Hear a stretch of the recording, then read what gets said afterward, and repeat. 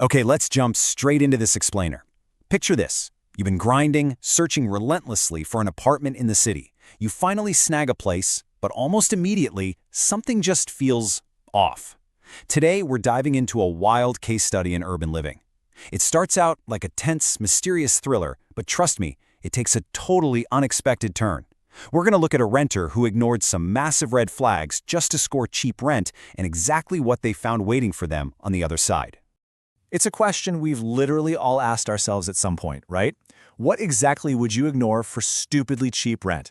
Well, in the story we're unpacking today, the setup is incredibly relatable. Our protagonist moved into this place about 6 months ago. They were completely burned out, so tired of couch surfing, and just desperate for their own space. So when the landlord slapped down a lease with a price that was, frankly, stupidly cheap, they jumped on it. They completely brushed off the landlord's weird, nervous little laugh when he mentioned the last tenant had left suddenly. No follow-up questions at all, they just grabbed the keys. Which brings us to part 1, the suspiciously cheap apartment. So it really didn't take long for the creepy reality of that bargain lease to set in. The big thing here? The apartment was mysteriously never quiet after midnight. It's literally the ultimate setup for a haunting, isn't it? Things started escalating, making it super clear our renter wasn't alone. But this wasn't your typical horror movie haunting with slamming doors and freezing drafts. Look at this timeline of strange events. These are impossible but weirdly customized things happening.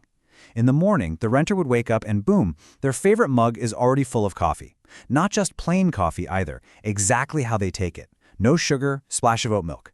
Then, in the afternoon, keys that were definitely lost would just be hanging neatly by the door. And by evening, they'd drag themselves home from a brutal shift, and the TV would magically flip to The Office reruns, their absolute comfort show, the literal second they sat down. And then, the haunting actually got physical. Little yellow Post-it notes started showing up on the fridge. I've got to read this one verbatim because the eerie wonder of it is just incredible. Leftovers in the blue container. Heated 90 seconds. Don't burn your tongue again. I mean, can you imagine finding that in your supposedly empty apartment?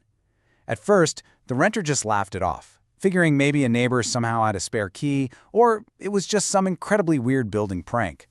But the notes just kept coming. And this is where we see a huge shift. Look at this message.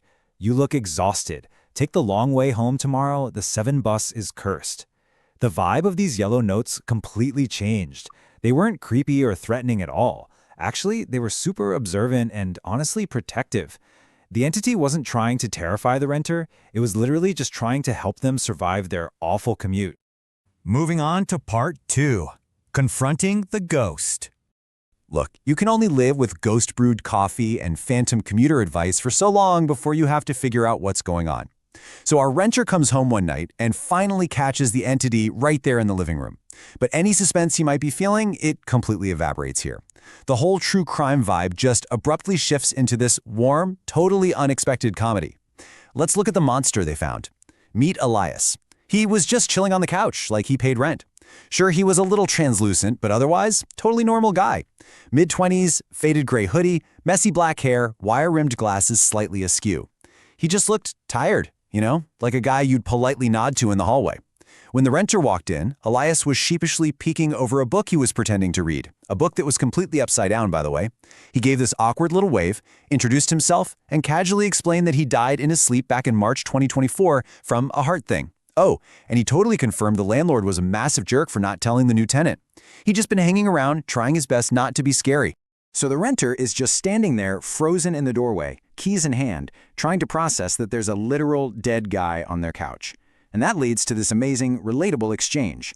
The renter finally manages to speak and blurts out, "You've been doing my dishes." And Elias just goes, "Yeah, you suck at it and you leave the milk out." I mean, come on, this completely shatters every horror trope out there. Instead of a terrifying, vengeful demon coming to steal your soul, you get a translucent 20-something critiquing your kitchen hygiene. This leads us right into section 3, the perfect roommate. After that, a really long silence stretched out between the renter and, well, the dead guy. Finally, the renter just goes, "So, what now?" And Elias actually pitches his case to stay. It's a super heartwarming resolution, and honestly, his logic is kind of bulletproof. Let's compare the two. A living roommate versus a ghost roommate. A living roommate, they make messes, they leave the milk out, and they definitely suck at doing the dishes. But Elias, the ghost roommate, he brings some serious supernatural perks to the table. He doesn't eat your food, he doesn't need to pay rent, and, maybe the best part, he can magically reach the top shelf without even needing a chair. Plus, Elias pointed out he's a fantastic listener for when the renter comes home and needs to rant about their boss. Honestly, faced with that kind of logic and totally against basic survival instincts, the renter just cracked up laughing. Because, really, what else are you supposed to do? This wildly unconventional setup actually turned into an amazing dynamic. Just look at this list of roommate bonding activities. They'd hang out on the fire escape together. Elias obviously can't smoke anymore, but he'd still sit there and complain about the smell. He'd share all these memories of the city from back in 2023, recycle his old jokes, and talk about this girl he never quite got the courage to ask out. And in return, he'd listen to the renter's absolute disaster dating stories and just validate how exhausting and pointless everything feels sometimes. He never pushed boundaries, never did any dramatic haunting stuff. I mean, he even secretly rearranged the living room while the renter was at work because he claimed it had better flow. They literally argued about it for 20 minutes like an old married couple, and get this, Elias actually won. This whole weird relationship completely cured the protagonist's urban isolation. It took this big, empty apartment and made it less like a tomb and way more like an actual home. Now, the renter admits they still aren't 100% sure if Elias is actually a ghost or if they're just losing their mind. But then, there's the physical evidence, like waking up to fresh coffee and finding this incredibly supportive little post-it note on the fridge. You got this today. Don't let Kevin take credit again. This right here, this anchors the absolute emotional core of our explainer today. It proves, beyond a shadow of a doubt, that Elias is not just some haunting presence. He is, without question, the best roommate this person has ever had. Which brings us to one final, slightly crazy thought. Is a ghost the ultimate cure for modern urban loneliness? I know, it sounds totally wild, but I want you to really reflect on the value of just having someone be there for you. In a crowded, overwhelming, and honestly pretty isolating city, having this quiet presence that leaves you supportive notes, listens to your rants, and makes your coffee exactly how you like it, that is incredibly profound, even if that person happens to be dead. Thanks so much for joining me for this explainer. Keep this story in mind the next time you find your keys in a spot you definitely didn't leave them.